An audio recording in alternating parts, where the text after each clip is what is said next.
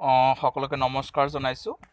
আজি আমি শংকৰদেৱ শিশু আৰু বিদ্যা নিকেতনৰ ষষ্ঠ শ্ৰেণীৰ ইংৰাজী বিষয়ৰ যিখিনি আধৰুৱা ৰিভেন উইংকেলৰ পাঠৰ আধৰুৱা যিখিনি প্ৰশ্ন আছিলে গ্ৰামাৰ এণ্ড ইউজেছ, সেই গ্ৰামাৰখিনি আজি আলোচনা কৰিবলৈ লৈছোঁ।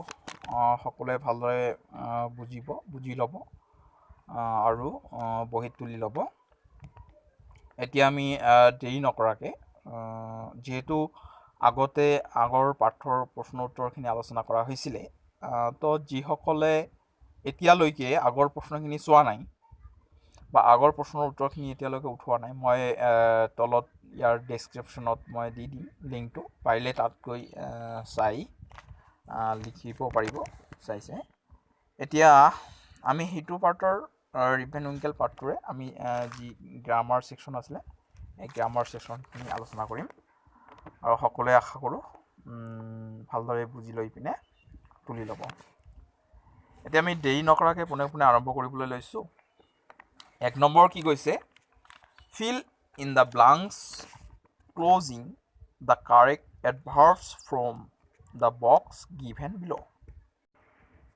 তাৰ মানে হ'ল তলত দিয়া খালী ঠাইসমূহৰ উচিত বিশ্লেষণৰ জৰিয়তে পূৰণ কৰা।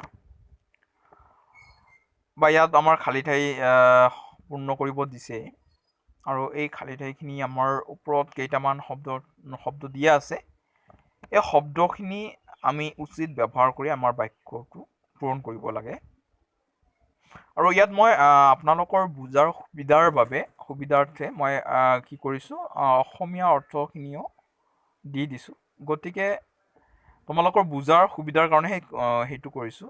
তোমালোকে সাধাৰণ অসমীয়া যিখিনি আছে অসমীয়াখিনি নতুলিলেও হ'ব, ডাইৰেক্ট ইংলিছখিনি লিখিব পাৰা।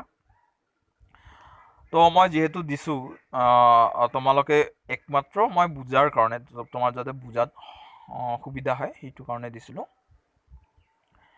তো পোনে আমি আৰম্ভ কৰিবলৈ লৈছোঁ দেৰি নকৰাকৈ। A নম্বৰ যিটো দিছে, he is opening the box days.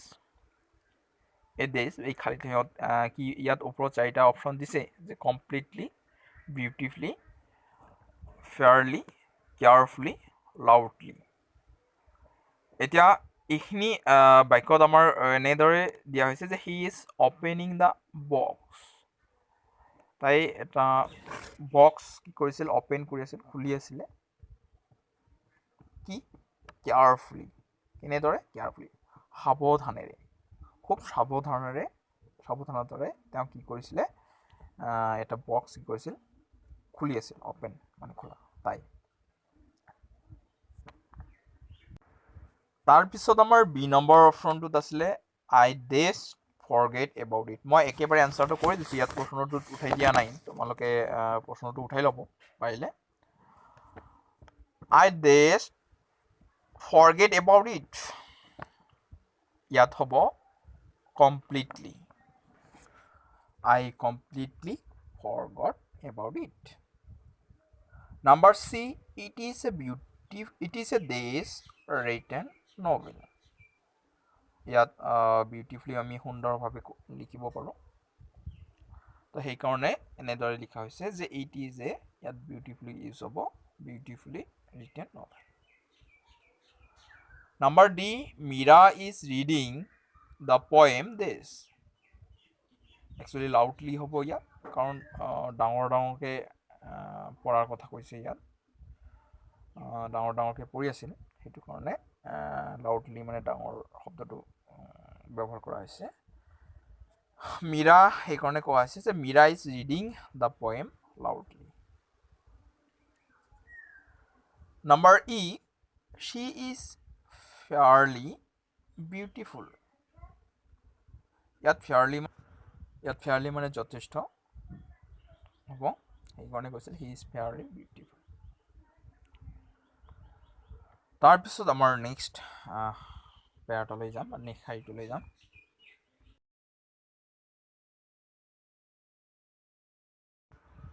Next প্ৰশ্নটো হ'ল আমাৰ 2 number, rewrite the following sentence using simple past forms of the verbs given in bracket. Give in brackets. তলত দিয়া বাক্যসমূহ অতীত কালত ব্যৱহাৰ কৰি পুনৰাই লিখিব দিছে যিটো বাক্য ব্ৰেকেটত দিয়া হৈছে সেইটো বাক্য ব্ৰেকেটৰ বাক্যৰ ভিতৰ যিখিনি সেইটো আমাৰ শব্দটো আমাৰ পাষ্ট টেন্সত লিখিব দিছে হাতত অতীত কাল যাক আমি অতীত কাল কওঁ পাষ্ট ফৰ্মত আমাৰ লিখিবলৈ ইয়াত কোৱা হৈছে সেইকাৰণে ইয়াত ব্ৰেকেট দিয়া হৈছে আৰু ব্ৰেকেটটো তোমাৰ উঠাই পিনে এইটো পাছ ফৰ্ম কৰি দিলে হৈ যাব তোমালোকৰ গ্ৰামাৰ সাধাৰণতে যিখিনি কি আছিলে সেইখিনি ষ্ট্ৰাকচাৰটো দিব আছে আৰু ভাৰ্বৰ লিষ্টখিনি আমাৰ জানিব লাগিব আৰু সেইমতে ইয়াত আমাৰ যিটো সেন্টেন্স এই সেন্টেন্সখিনি আমাৰ গঠন কৰিব লাগিব তো আমি যদি পাৰোঁ অফলাইনত যেতিয়া আমাৰ ক্লাছ হ'ব সেই অফলাইনৰ ক্লাছত আমি আলোচনা কৰিব পাৰিম গ্ৰামাৰ ডিটেইলছ ইয়াত যেহেতু বোৰ্ড আমি ইউজ কৰিব নোৱাৰোঁ সেইটো কাৰণে অলপ অসুবিধা হ'ব তথাপিও আমি জাষ্ট ডাইৰেক্টলি আমি যিখিনি বুজাৰ চেষ্টা কৰিম পাষ্ট টেন্সত লিখা এই নম্বৰ যিটো দিছে I pay the money by cheque এইটো পে শব্দটোৱে আমি যেতিয়া পাষ্ট টেন্সত ব্যৱহাৰ হ'ব সেইটো তেতিয়া লিখিব লাগিব আই পেইড ৱাইটো উঠি যাই পিনে আই ডি বহি যাব paid I paid the money by cheque ইয়াত মই বুজাৰ সুবিধাৰ কাৰণে তোমালোকক অসমীয়াটো লিখি দিছোঁ তোমালোকে বুজিব পাৰিবা বাক্য সেন্টেন্সখিনি বুজিব পাৰিবা কেনেধৰণে আমাৰ পাষ্ট টেন্স কৰা হয় যে মই পইচাখিনি চেকৰ জৰিয়তে দিছিলোঁ ইয়াত দিছিলোঁ শব্দটোৱে আমাৰ অতীতক কি কৰিছিলে আঙুলিয়াই দিছে সেইটো কাৰণে আমি সাধাৰণতে যেতিয়া ভাৰ্বটো আমি কি কৰিব লাগে চেঞ্জ ভাৰ্ব মানে ক্ৰিয়া ইয়াত ক্ৰিয়াটো ইয়াত চেঞ্জ কৰা হৈছে অসমীয়াত আমি বুজি পাওঁ কৰ্তা কৰ্ম আৰু ক্ৰিয়া সেইমতে ইয়াত ক্ৰিয়াটো কি কৰা হৈছে পাষ্টত অতীতত মানে দিছিলোঁ শব্দটোৱে ধৰা মই পইচাখিনি চেকৰ জৰিয়তে দিছিলোঁ মানে আগত বহুত আগতে দিছিলোঁ সেইটো বুজোৱা হৈছিলে নেক্সট আমাৰ বি নম্বৰ যিটো কোৱেশ্চন আছে চোৱা the ripe fruits fall from the tree এতিয়া এই বাক্যটোত ফল শব্দটোৰ আমাৰ যেতিয়া পাষ্ট টেন্স কৰিব লাগিব তেতিয়া তোমালোকে এনেকৈ লিখিব লাগিব the ripe fruits fell from the tree অৰ্থাৎ ইয়াত আমি অসমীয়াটো বুজি ল'ম যে পকা ফলটো গছৰ পৰা কি কৰিছিল সৰি পৰিছিল ইয়াত ফল শব্দটো সৰি পৰা বুজায় সেইটো কাৰণে সৰি পৰিছিল বুলি লিখা হৈছে কাৰণ অতীতত বুজোৱা হৈছে তো নেক্সট আমাৰ বাক্যটোলৈ যাম এতিয়া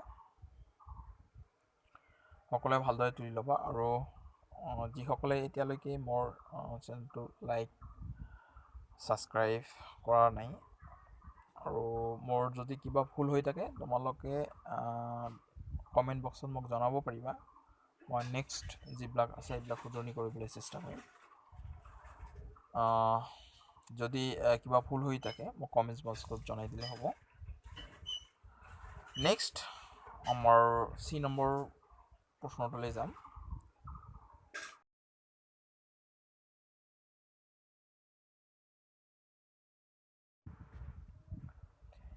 He locked her jewels in the safe.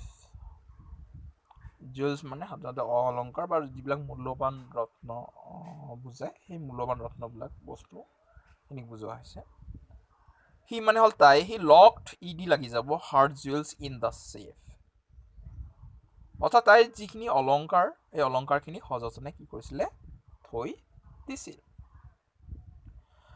Number D he লে his coat over a chair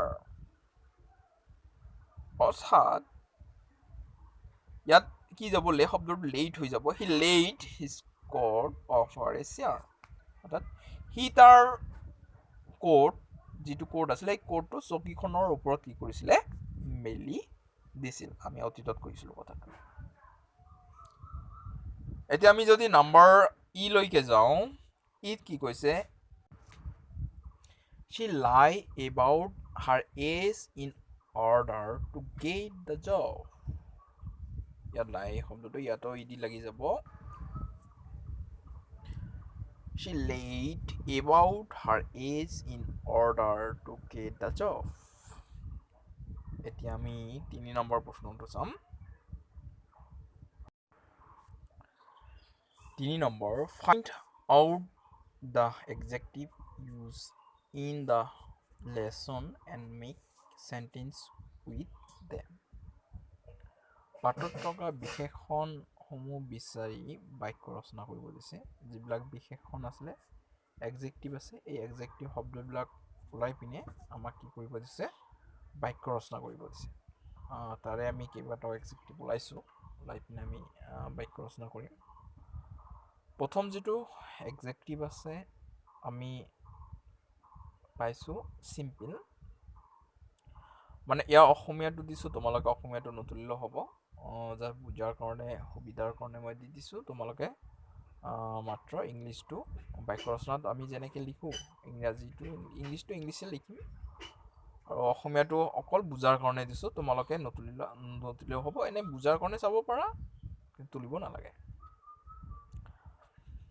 simply বাক্য ৰচনা কৰিব দিছে ইয়াত চোৱা আমি কেনেকৈ লিখিছো সিম্পল মানে সাধাৰণ ৰিপ was a simple person ৰিপ এজন কি আছিল সাধাৰণ ব্যক্তি আছিল তাৰ মানে এটা sober শব্দটোৰ অৰ্থ হ'ল শান্ত the girl has a sober attitude অৰ্থাৎ ছোৱালীজনীৰ এটা শান্ত ব্যক্তিত্ব আছে নেক্সট আমি নম্বৰ লৈ যাম 3 নম্বৰ কৈছে কাইণ্ড মানে আমি দয়ালু বুলি ক'ব পাৰোঁ বা হৃদয়ৱান বুলিও ক'ব পাৰোঁ কাইণ্ডলি আমি যদি বাক্য ৰচনা কৰিব লওঁ তেন্তে এনেকৈ লিখিব পাৰোঁ যে it is hard to find kind people nowadays তো আজিকালিৰ যুগত হৃদয়ৱান লোক বিচাৰি পোৱাটো খুব টান বা পোৱাটো টান এনেকৈ আমি ক'ব পাৰোঁ নেক্সট 4 নম্বৰটো লৈ যাওঁ 4 নম্বৰটোত কি কৈছে লেজি আমি এটা এডজেক্টিভ পাইছোঁ লেজি অৰ্থটো হ'ল এলেহুৱা আৰু আমি আৰু স্বভাৱটোৰ ওপৰত মানে গুৰুত্ব দিওঁ কাৰণ কিছুমান মানুহ এনে আছে প্ৰতিটো কামতে হেলা ভাৱ তেনেকুৱা মানুহক আমি লেজি বুলি কওঁ তো লেজি দি কি কৈছে লেজি পিপল কেন নেভাৰ বি ছাকচেছফুল তাৰ মানেটো হ'ল এলেহুৱা লোকসকলে কেতিয়াও সফল হ'ব নোৱাৰে সেইকাৰণে কৈছে যে লেজি পিপল কেন নেভাৰ বি ছাকচেছফুল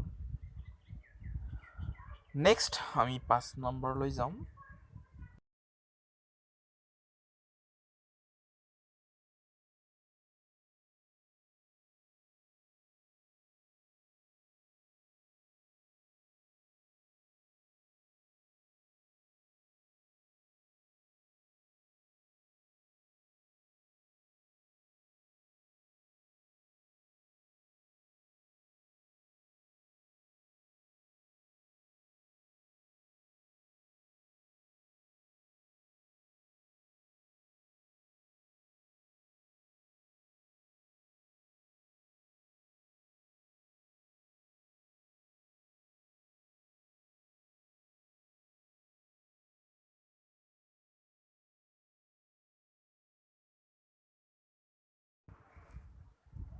পাঁচ নম্বৰ কি কৈছে টায়াৰ্ড মানে হ'ল ভাগৰুৱা after climbing the hill we felt very tired অৰ্থাৎ পাহাৰখন বগোৱাৰ পাছত আমি বৰ ভাগৰুৱা হৈ পৰিছিলোঁ 6 number heavy the is unable to lift the সৰুৰ পাচিটো দাঙিব নাছিল এতিয়া বাক্য ৰচনা তোমালোকে নিজৰ মত কত শুদ্ধ হ'লে হ'ল এইটো আমি জানোৱে নাম্বাৰ 7 নাম্বাৰ 1ত কি কৈছে ষ্ট্ৰেঞ্জ মানে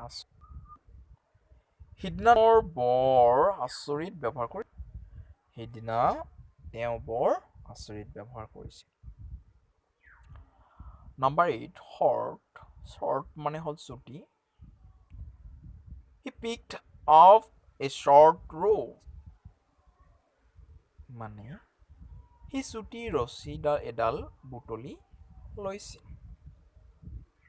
এতিয়া আমি নেক্সট পেজলৈ যাম।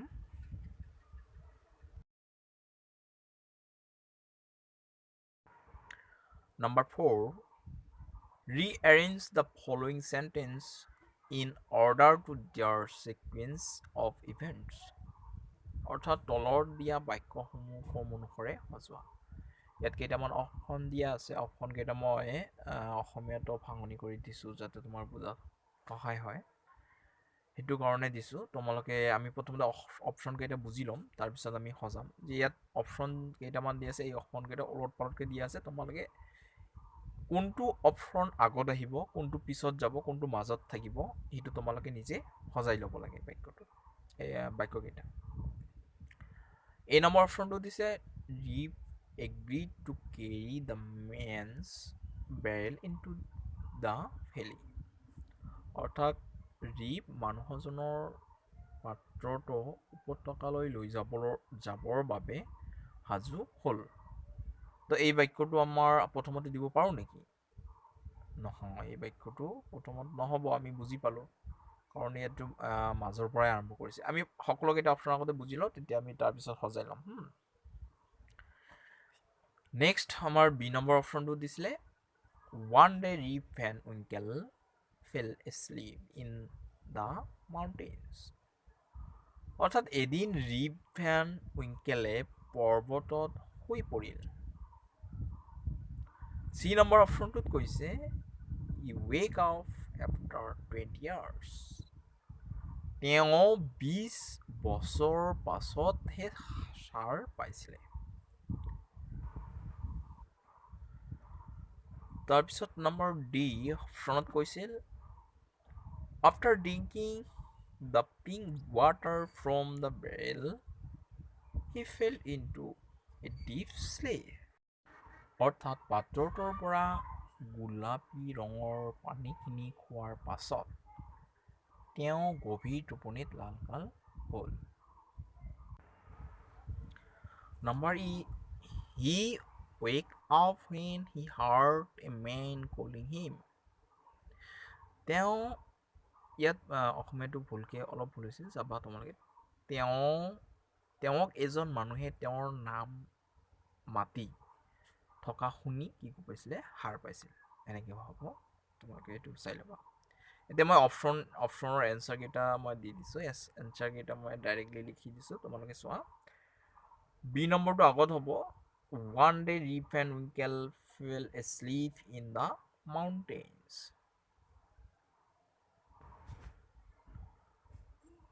নম্বৰ বি তাৰপিছত গ'ল। তাৰপিছত নম্বৰ ইটো আহিব he wake up when he heard a man calling him. Number মাজত তাৰপিছত আহিব নম্বৰ এ অপশ্যনটো he agreed to carry the man's barrel into the valley. তাৰপিছত নম্বৰ ডিটো আহিব serial after drinking the pink water from the barrel he fell into a deep sleep. ইয়াত number ই হৈছিল ভুলত, তোমাৰ এইটো চি কৰি ল'বা। চি হ'ব he wake up after 20 years. এইখিনি আমি সজাইছোঁ। তো আশা কৰোঁ সকলোৱে ভালদৰে তুলিলৈ মুখস্থ কৰিব আৰু পাৰিলে চেনেলটো ছাবস্ক্ৰাইব কৰিব, লাইক কমেণ্টছ আৰু শ্বেয়াৰ কৰিব। Thank you so' much.